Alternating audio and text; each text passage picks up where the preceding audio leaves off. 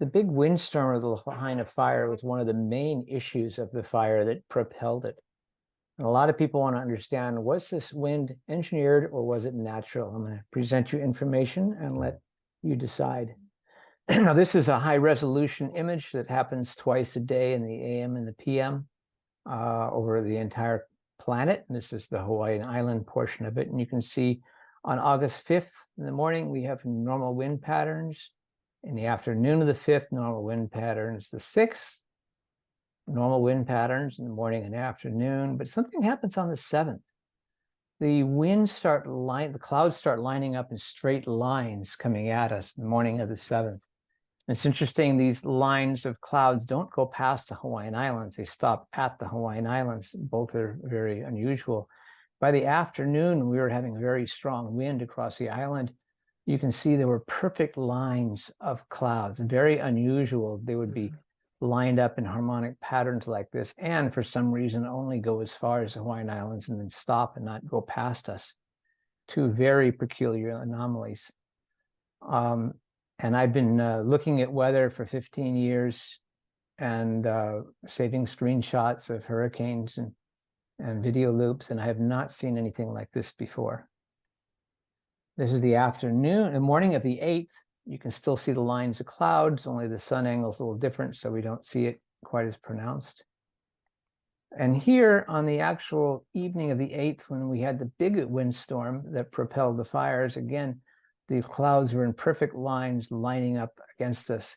And for some reason, the Maui was blacked out on this particular image. Now, there is a line that sometimes appears across images. Was it random or intentional that that was blacked out? It always makes us wonder. But then we see the next day, it goes back to normal wind patterns again on the 9th in the morning and the afternoon.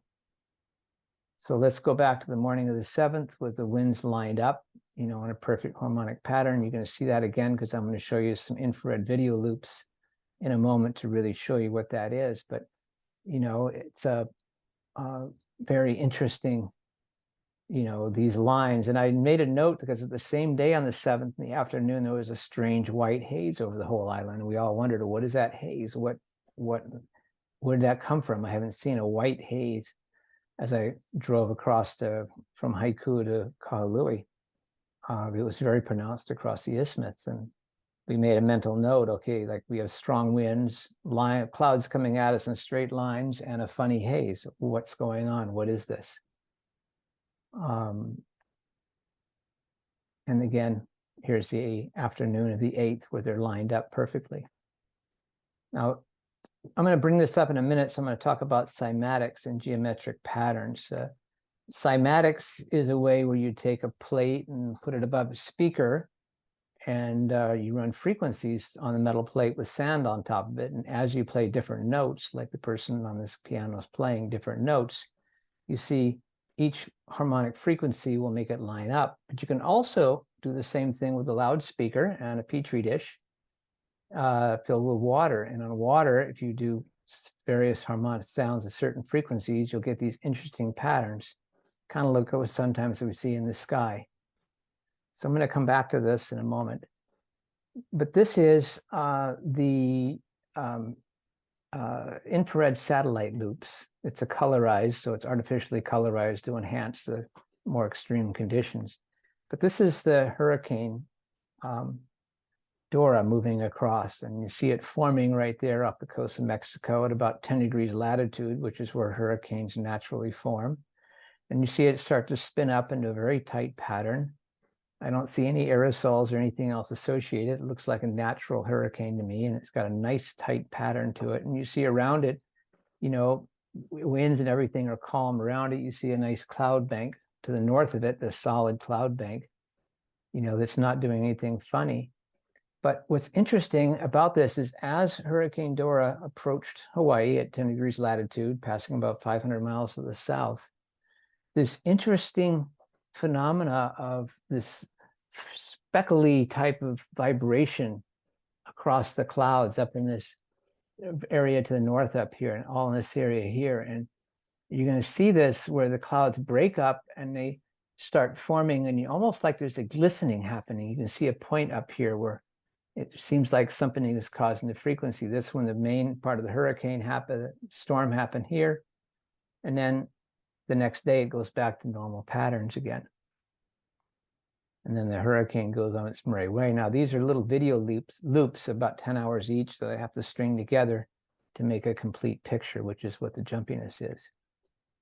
So let's look at this again, this strange anomaly to the north, a little more close up. And you can see this interesting pattern. It again almost looks like that cymatics, like someone's taking something with a frequency generator and creating a vibration in order to make wave after wave of cloud hit us. And in all the 15 years of saving screenshots and looking at hurricanes, I have not seen this before. So this is a new phenomena that I've not noticed. So let's go up even closer, take a closer look at that, where you can really start seeing this funny pattern of glistening and frequency and vibration. This has to be explained. And you can't just use high and low pressure systems or climate change to explain this. Something's going on out there that I have not seen before in 15 years of looking at hurricanes. Again, the hurricane was not caused by the hurricane. It was way to the south of us and didn't do it. There's something else going on out here that could be doing that.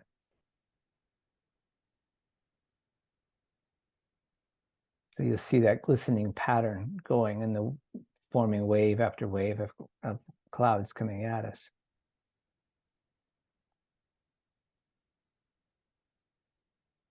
So we're going to get even closer into it here again, so you can see another really close up of the actual anomaly happening.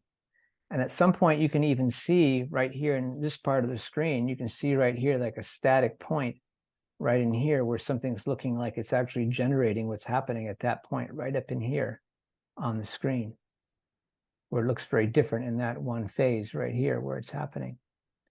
And here's the 9th where it turns back to a normal wind pattern afterwards.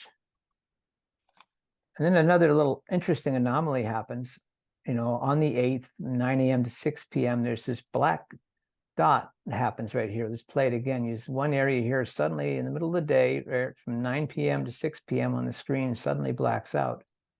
I don't know if that's an anomaly or, whether something was not being shown there. Hard to say, but it's a question I have. So one way you can create frequencies in clouds is through the HARP antenna system. This is the big one in Alaska that many people know about. HARP is an ionospheric heater, and it sends these radio waves up to the ionosphere where there are ions up there that the radio waves can interact with because they're ionic, and heats them up.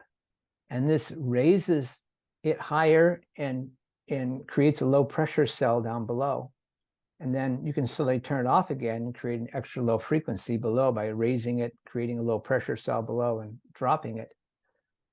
This is the University of Alaska, Fairbanks, talking about what is HARP, high-powered, high-frequency transmitter for studying the ionosphere. Well, it's interacting with the ionosphere. Here's a Physics Today talking about HARP, the most powerful ionospheric heater on Earth. And that's a big one in Alaska. However, that's old technology. That was from the 80s. And they've now figured out how to make a mini and having all sorts of different arrays. So there's many different types of ionospheric heaters. And they're all around the world, the big arrays. And there's smaller ones, but these are some of the big ones that you can see that are specifically for ionospheric heating and are declared that way as well. This is the one out in the plains in Peru. It looks very similar to the one in Alaska. Again, this is technology from the 80s. It's the old school technology. And you can see that these antenna arrays are worldwide. And they work by, either directly going to the ionosphere or directing it as a mirror, tracking it to other points, and then reflecting it off, where you can even have various installations actually working together to take one small part of the ionosphere and heat it up.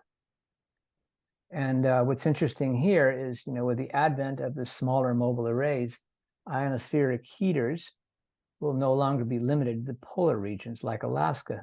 A new technique called ionospheric current drive allow HARP-like heaters along the equator to create ELF waves, extra low frequency waves. So this is off the patent that the ionospheric heating system is based on, and that's all based on Tesla technology. He had it long ago. We have our own device, many people call the HARP dome. Nobody knows exactly what's inside of that big monster ball on top of this huge thing, but this is it coming into the Honolulu harbor. And this is an ionospheric heater. It's one of the newer technologies. It's smaller than an array. It has huge capacitor banks to hold charge and huge generators to create electricity in the megawatt range. Where was this? Was this involved? We don't know. Here it is going across, coming into Seattle. So this cruises around the various parts of the Pacific Ocean. So do we have the technology in order to create wave patterns in the clouds? Yes, we do. Were we using it that day? I don't know. But this needs to be an investigation because this is a smoking gun of what we see right there. So was the Lahaina fire windstorm engineered or natural? You decide. I presented the information we have thus far. So the idea that it causes global warming, if we look at what are the warmest years, you see, the average up here is the most important for each year. You can see in 1859, 74, 71, 83, you can see we had pretty much the same temperatures. And as we go into current years, we still have about the same. But what's important is we look at by decade.